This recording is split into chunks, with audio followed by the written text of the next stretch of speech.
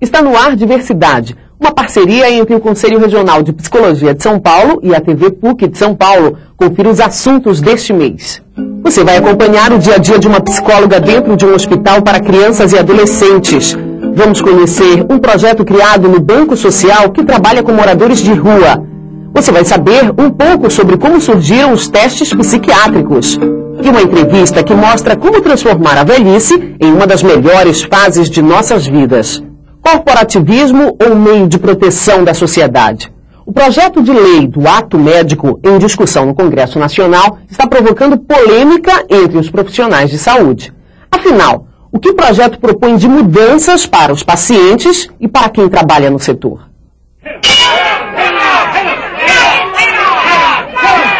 É um projeto singelo, de pouquíssimos artigos, são só 5, não tem nenhuma conotação de privação de ação das outras profissões, é só ler com calma os 5 artigos e não tem nenhuma pretensão de arrogância, de comando, de filtro, nada disso.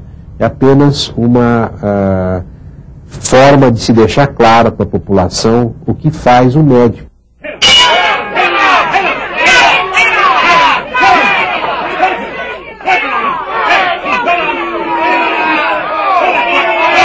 Nós vamos, na prática, colocar talvez todas as categorias profissionais como auxiliares técnicos da medicina. E nós sabemos que a medicina, ou nenhum saber, dá conta de tudo, né? Todos os saberes são falíveis. Eu acho que isso é importante que as pessoas saibam, inclusive essas próprias entidades médicas estão patrocinando. Há 2 anos em discussão no Congresso, o projeto de lei do ato médico dividiu os profissionais de saúde. De um lado estão os médicos e do outro, nada menos do que os profissionais de 13 áreas, como psicologia, enfermagem e fisioterapia. Os conselhos dos diversos profissionais de saúde criaram uma comissão e lançaram um site na internet contra o projeto de lei do ato médico. Em setembro, o movimento foi às ruas de diversas capitais protestar contra a proposta. Cerca de 100 mil pessoas, entre profissionais e estudantes, participaram dos atos públicos. Agora, o grupo está colhendo assinaturas para levar um abaixo-assinado ao Congresso em dezembro deste ano. Esse projeto ele se transformou em um substitutivo de 5 artigos, onde ele tem 2 pontos que nos preocupam. O primeiro é que ele coloca todos os cargos de chefia, de supervisão, coordenação, nas equipes, nos hospitais, nos centros de atenção, como privativos dos médicos. E o segundo ponto, o segundo artigo que nos preocupa sobremaneira, é o que trata, que diz que também é privativo dos médicos a prescrição terapêutica. Segundo Gil Lúcio Almeida, presidente do Conselho Regional de Fisioterapia e Terapia Ocupacional, as entidades do Estado de São Paulo começaram a discutir o problema. Esse diálogo pode ser o início de um consenso entre os profissionais de saúde. É necessário que cada profissional entenda os seus limites de atuação e esses limites têm que ser determinados justamente pelas diretrizes curriculares da formação de cada um desses profissionais, diretrizes essas aprovadas pelo MEC. Então nós estamos muito otimistas de que venhamos a chegar num bom senso junto com os médicos e os demais profissionais da área da saúde e determinar o que é bom e o que é interessante e necessário para que possamos promover a vida, a saúde dos usuários. Sem dúvida, uma polêmica estranha, principalmente quando ficamos sabendo de grandes trabalhos realizados por equipes interdisciplinares na saúde de forma democrática. Um exemplo disso você vai conhecer agora. Diversidade foi até Campinas ver de perto o trabalho da doutora Elisa Perina, uma psicóloga que está à frente do setor de saúde mental de um hospital que trata de crianças e adolescentes. Olhando de fora, nem parece um hospital. Tudo alegre e cheio de brincadeira para amenizar o caminho difícil que os pacientes atravessam aqui. O Centro Infantil Dr. Boldrini fica aqui em Campinas, no interior de São Paulo. Atende por dia, só no ambulatório, uma média de 150 crianças e adolescentes com câncer ou doenças crônicas do sangue.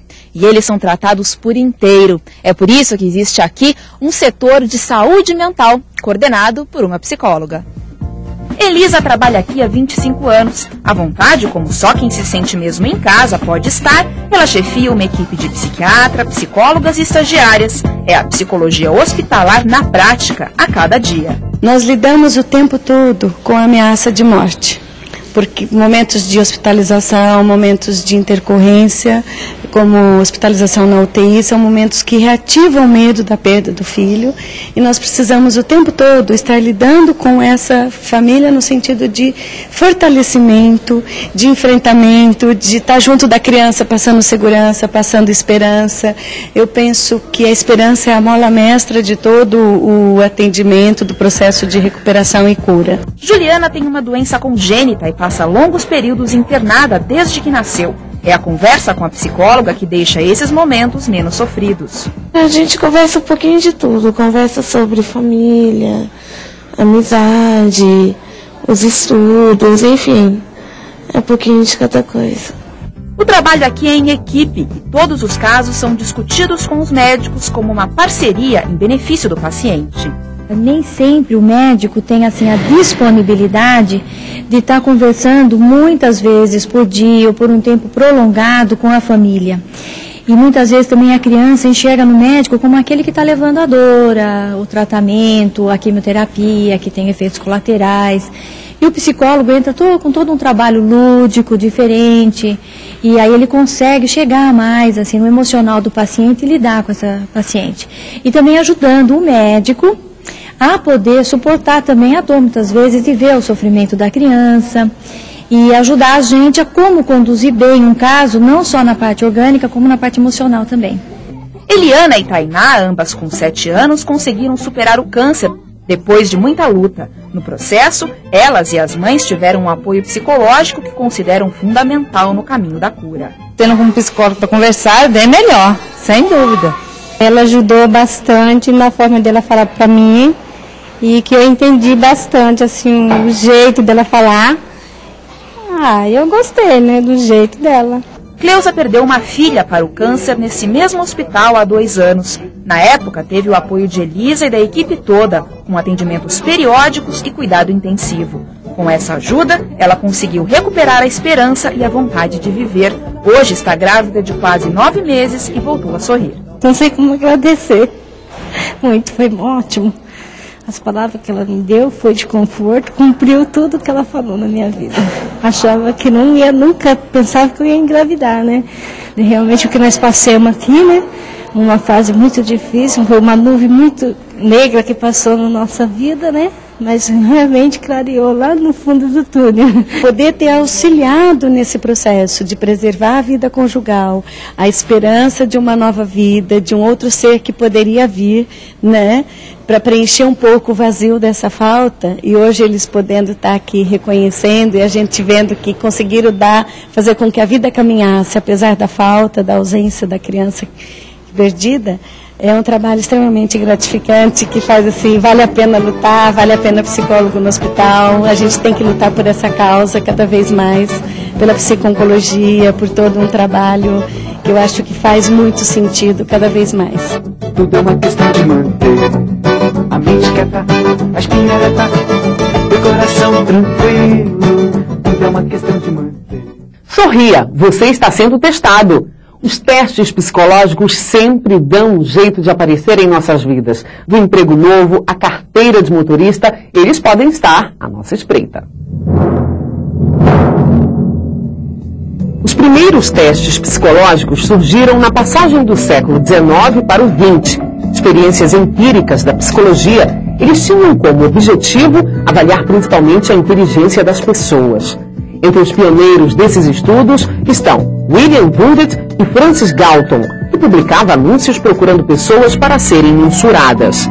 Na primeira década do século XX, Alfred Binet criou o primeiro teste voltado para fins pedagógicos. O governo francês queria uma avaliação das crianças com dificuldades de aprendizado, por não considerar a opinião dos professores totalmente confiável.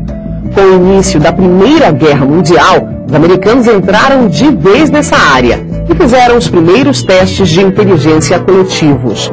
Os recrutas passavam por uma bateria de testes, usados até hoje para a seleção de funções dentro das Forças Armadas. Em meados do século XX, já existiam mais de 2.000 tipos de testes, voltados principalmente para verificar a vocação de um indivíduo, descobrir tendências e comportamentos de uma amostra de pessoas ou medir o quociente de inteligência, o popular QI. Depois de um período de descrédito nos anos 60, os testes voltam com força nas décadas de 80 e 90. Hoje em dia, eles têm a mesma validade dos exames médicos. São usados principalmente para a seleção de pessoal em empresas e a avaliação pedagógica de estudantes. No Brasil, também são feitos testes psicotécnicos para novos motoristas, uma prática menos comum em outros países. Diversidade foi às ruas para saber o que a população pensa do fracasso escolar. Tive esse fracasso na segunda série, porque eu repeti só porque eu não sabia a tabuada. Se alguém te falasse o que é fracasso escolar, o que você responderia? Pô, sei lá, um ano perdido, mas é verdade. Um ano que você estudar e não conseguir alcançar os objetivos. Você fica pra trás, né? Você vai ficando mais velho e você fica com uma turma mais nova, né? Quando a pessoa não se interessa, né? Aí eu acho que é um fracasso. A primeira coisa que me chamou muito a atenção é que na maioria dos relatos, o que acontece é que as pessoas, elas incorporam que o fracasso é delas. Né? Quer dizer, eu fracassei, eu fiquei para trás, eu fiquei sem a turma que era da minha idade, eu não aprendi, eu repeti de ano. O senhor de matemática não explica direito, mano. Isso é o que eu acho dele. E se for pra isso, eu falo pra ele mesmo, assim. Que a matéria dele não dá pra... Se for por ele, eu repito mesmo. Que as outras não estão tão mal, não. Agora a matemática... A sensação foi muito ruim. Os meus pais faziam melhor de mim, achando que eu ia passar, né? Sem repetir. E por causa de uma tabuada, eu tive que repetir. A nossa função é uma função de poder estar mostrando que esse fracasso, ele é uma produção coletiva. Ele está sendo engendrado nas práticas do cotidiano, está sendo produzido nas práticas cotidianas. Que práticas? Na maneira como as salas estão montadas, em como se pensa um período de adaptação, qual é o projeto político-pedagógico de uma certa escola, né, como que é a relação da escola com a comunidade, como que são as reuniões de pais. Essas práticas são práticas que a gente pode intervir nelas ou pensar nelas para que, de uma certa maneira, se rompa um pouco essa ideia de que o fracasso ocorre por motivos individuais. Mas eu pretendo voltar de novo, voltar a estudar. É o melhor, né? O Videoclube do CRP está apresentando o ciclo Morte, Perda, Luto, Paradigmas da Vida. São exibidos filmes que tratam de questões como a perda, a morte e as dificuldades enfrentadas pelas pessoas no seu dia a dia e em situações extremas. Depois das exibições, sempre acontecem debates com a participação da plateia. Confira as próximas sessões. No dia 29 de outubro, o Videoclube apresenta a obra-prima de Pedro Almodóvar, Fale com Ela. Participam do debate a psicóloga Lilian Lopes Charovski e o psiquiatra e psicanalista Ariel Bogosvol. Copacabana, de Carla Camurati, é a atração do dia 19 de novembro. Para o debate foram convidadas a enfermeira Ana Maria Chiesa e a psicóloga Beatriz Morbach Portela. As sessões acontecem sempre às 19 horas no auditório do CRP, no Jardim América, em São Paulo. Mais informações você consegue no Departamento de Eventos do Conselho, pelo telefone 3061-9494, ramal 151, ou pelo e-mail infoeventos@crpsp.org.br. É lógico que é impossível comparar níveis de sofrimento, mas é difícil pensar em vida mais sofrida do que a dos moradores de rua das grandes cidades. Uma situação que acaba com qualquer vestígio de autoestima, máximo da exclusão, a margem extrema da sociedade. E os psicólogos não podem ficar alheios a este drama. Agora você vai conhecer mais uma iniciativa do Banco Social de Serviços em Psicologia, em parceria com a Prefeitura de São Paulo. A psicologia levada aos que mais precisam. Eles são nada menos que 10.000 pessoas em São Paulo. Não tem casa, emprego, nem respeito das pessoas que passam para lá e para cá. Aqui não existe um bom dia, não existe uma boa tarde, não existe uma boa noite. Mando-te você andar. Você é mendigo, você é pobre, você é miúdo. Os moradores de rua, segundo uma pesquisa da Universidade de São Paulo, são na maioria homens de 42 anos, nordestinos, com pouca escolaridade e 70% deles têm problema de alcoolismo. E há não muito tempo foram vítimas de uma violência que chocou a sociedade. Alguns foram assassinados, outros passaram a viver com medo. Mas aqui, eles têm identidade e voz. Esta é uma reunião de mais um projeto do Banco Social. Uma vez por semana, durante 2 horas, um grupo de moradores de rua desempregados conversa com a protagonista. Roberta é psicóloga e passou por uma preparação para a realização deste trabalho. A princípio está mexendo com tudo que possa estar trazendo esse sofrimento a eles, está ajudando a estar melhorando a autoestima, tudo que envolve o tema em si. Está trabalhando de forma geral com relação à situação de desemprego, no que diz respeito está trazendo para eles que é uma situação estrutural, é uma coisa do mundo, não é uma coisa deles, não é uma inadequação deles. Nos nossos grupos participam cerca de 15 pessoas que então estão desempregadas e que moram em albergue. Essas pessoas poderão participar durante 10 encontros e elas vão discutir questões relacionadas ao desemprego. Mais especificamente ao efeito delas estarem desempregadas, a humilhação que isso acarreta, né? É uma situação muito que causa vulnerabilidade a essas pessoas. E o projeto tem justamente como princípio ajudar essas pessoas a se fortalecer. A gente busca resgatar as habilidades que essas pessoas têm, resgatar a história profissional delas, porque a gente sabe que como essa vida é extremamente tumultuada e atravessada por muitas dificuldades, é fácil que essas pessoas acabem se considerando inadequadas, como não tendo qualidades, mesmo porque há uma ideologia na nossa sociedade que diz quem está desempregado, quem não tem casa, é inútil, é inadequado, é vagabundo. A gente busca justamente romper com essa representação ideológica, oferecer um espaço de acolhimento e de reflexão.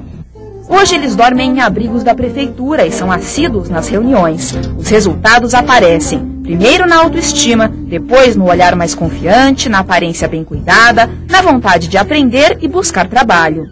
Essa conversa com ela está abrindo minha mente, né? Está me tirando mais a timidez, né? A minha timidez. No caso, assim, se eu for passar por uma entrevista de trabalho, né? Eu já sei mais como eu conversar, como me expor, né? Qual é seu objetivo? O que você quer daqui para frente? Trabalho e sair fora dessas casinhas que é muito esquisito. Eu quero ter uma vida digna, né? Eu quero ter uma vida digna, preciso ter uma vida digna. E eu tenho essa esperança, né? Eu tenho essa esperança, vou conseguir. E aprende também quem vem aqui para ajudar. O contato com o grupo faz de Roberto uma profissional mais sensível e realizada. A gente se percebe passando coisas e você percebe a mudança. Então, isso é que é gratificante, isso engrandece a gente, a gente aprende muito também. Conheça outras iniciativas do Banco Social em Psicologia acessando o site crpsp.org.br. Envelhecer como vinho, que diz o senso comum, melhora a cada ano.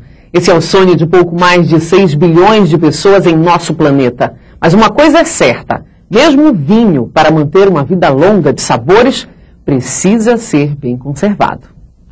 Hoje a psicóloga Ana Bock recebe o professor doutor Wilson Jacob Filho para conversar sobre isso. Como envelhecer com qualidade de vida.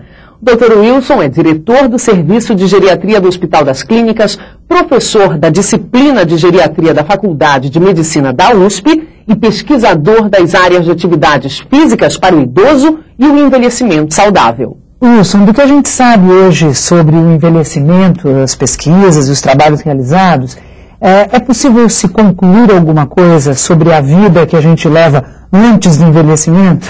Olha, Ana, essa pergunta é extremamente oportuna, porque o envelhecimento nada mais é do que uma sucessão de eventos, tanto na área biológica quanto nas outras áreas que compõem o universo do ser humano.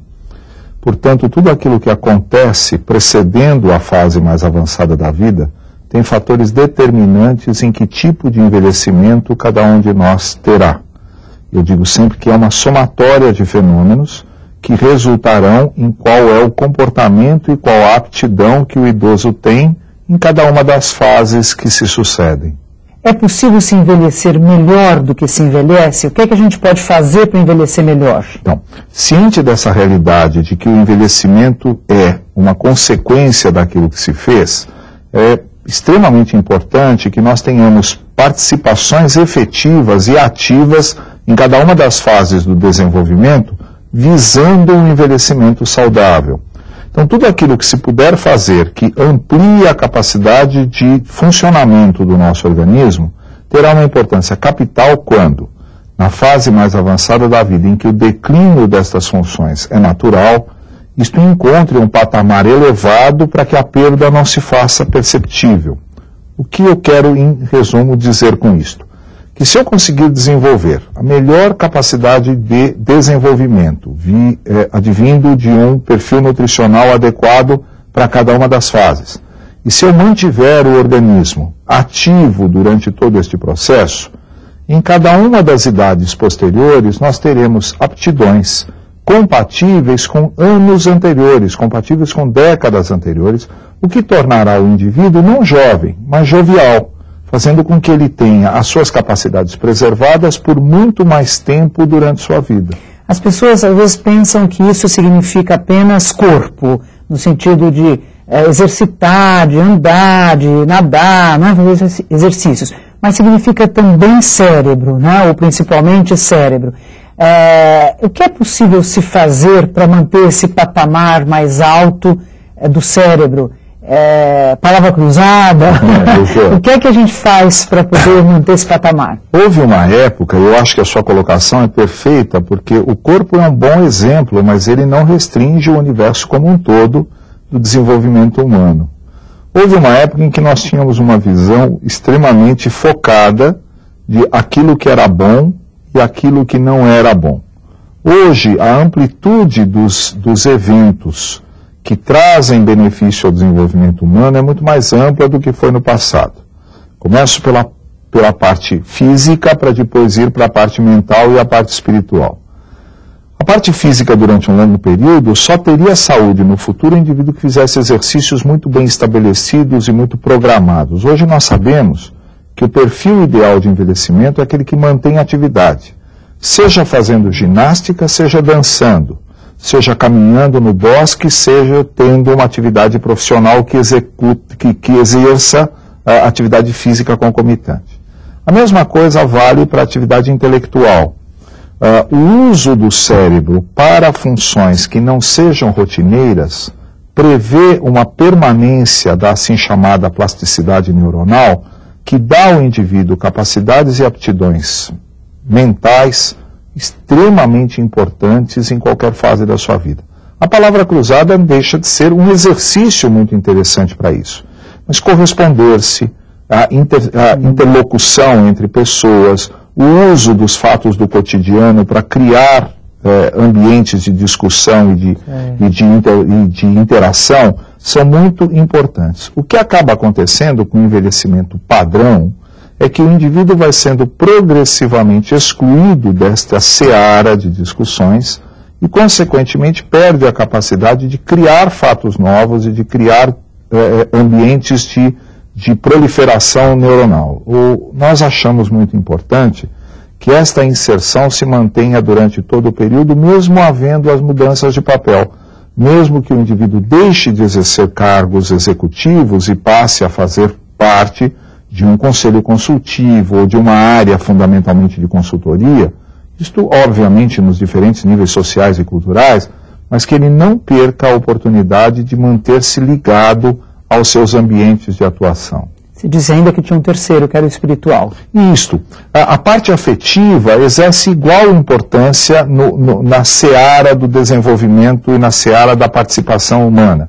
Também muito frequente que seja cerceado o âmbito de afetividade que o idoso tem, com exceção feita aos seus filhos e netos. E nós achamos que isto não é positivo, que ele deve continuar tendo uma afetividade explícita, tanto em relação aos bens materiais, quanto em relação aos seus parceiros sexuais, parceiros afetivos, em relação aos seus ambientes de atuação, em relação aos seus sonhos e às suas esperanças perante a vida, independente de quanto tempo isto em realidade quer dizer.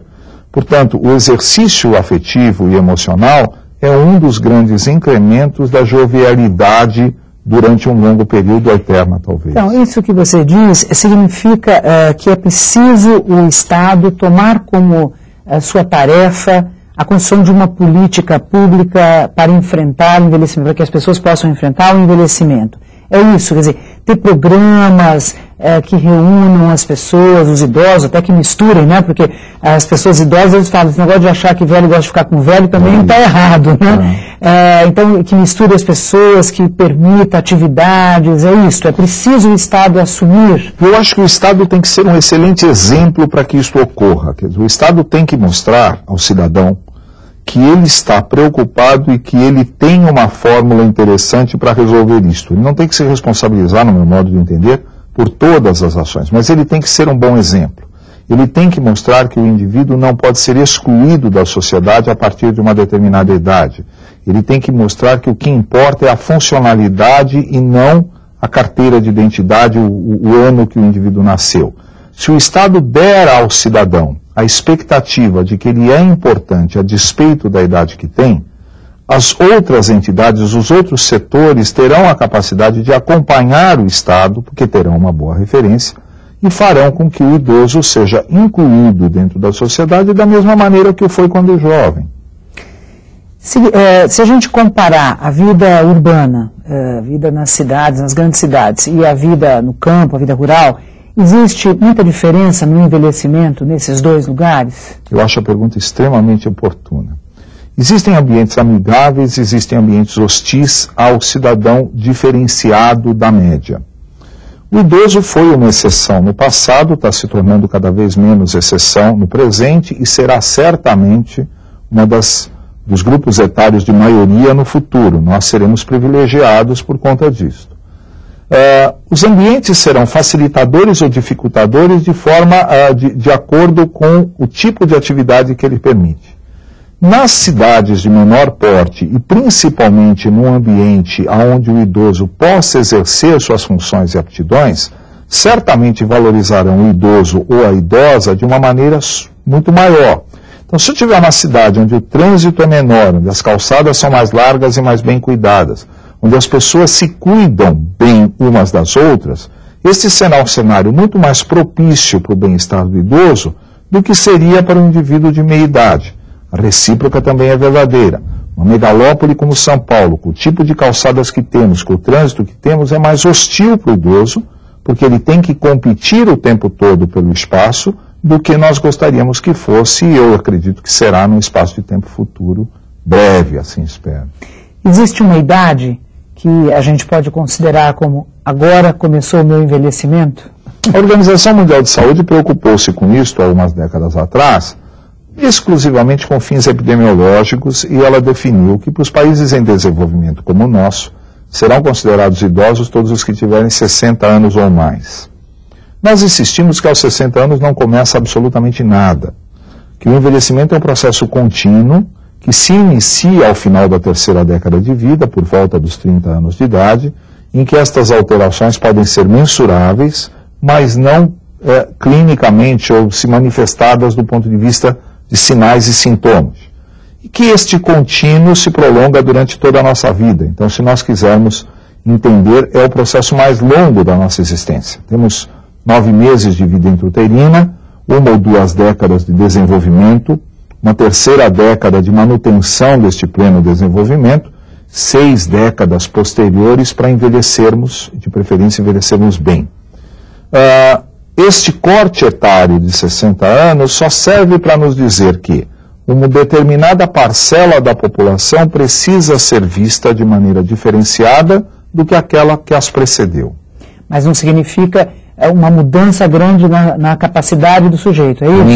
Nenhuma mudança. O indivíduo de 59 já começou. Lógico, e vai se continuar durante muito tempo, durante a sua existência.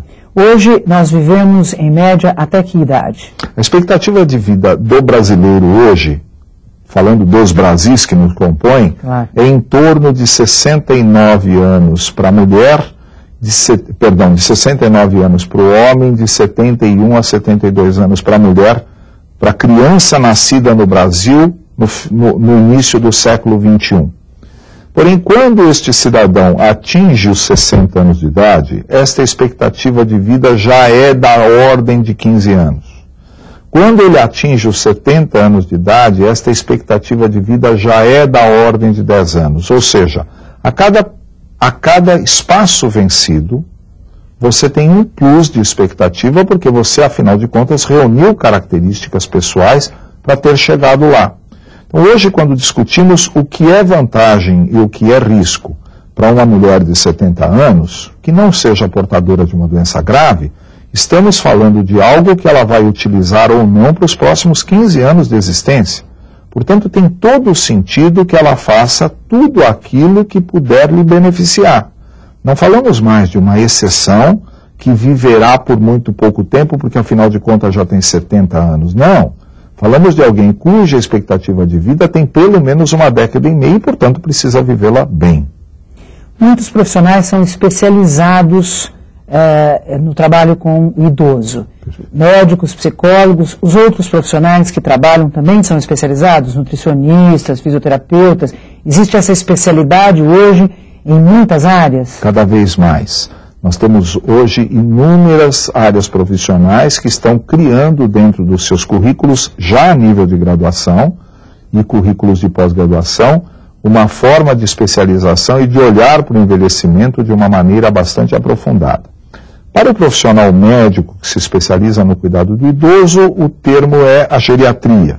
Para o profissional de qualquer outra área, o termo é a gerontologia, o indivíduo que atua ou educa em função do envelhecimento. Então, hoje, temos arquitetos especializados no envelhecimento, temos profissionais da área de informática especializados, temos engenheiros que planejam veículos pensando na questão do envelhecimento populacional, porque, de uma maneira extremamente vantajosa numa sociedade como a nossa, o idoso torna-se um consumidor. E não só um consumidor de remédios ou um consumidor de planos de saúde. Ele torna-se um consumidor da área de turismo, consumidor da área de educação. Portanto, tem todo o sentido que haja uma especialização também para oferecer o melhor produto a esta faixa etária. Muito obrigada. Agradeço a sua colaboração. Os psicólogos cada vez mais atuam com muita preocupação nessa área e eu agradeço muito a sua colaboração. Que bom. Obrigada. Muito obrigado a você também. Diversidade vai ficando por aqui. Voltamos a nos encontrar no dia 18 de novembro. Até lá!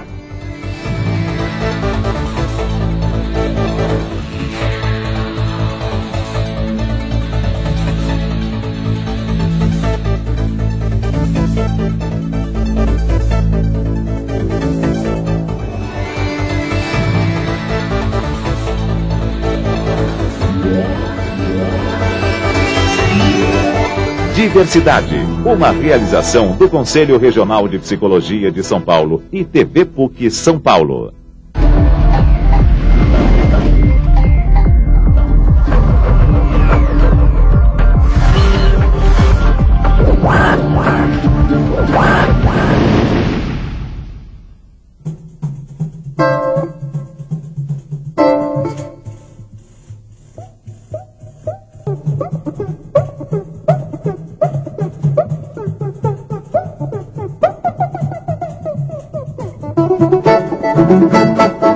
Thank you.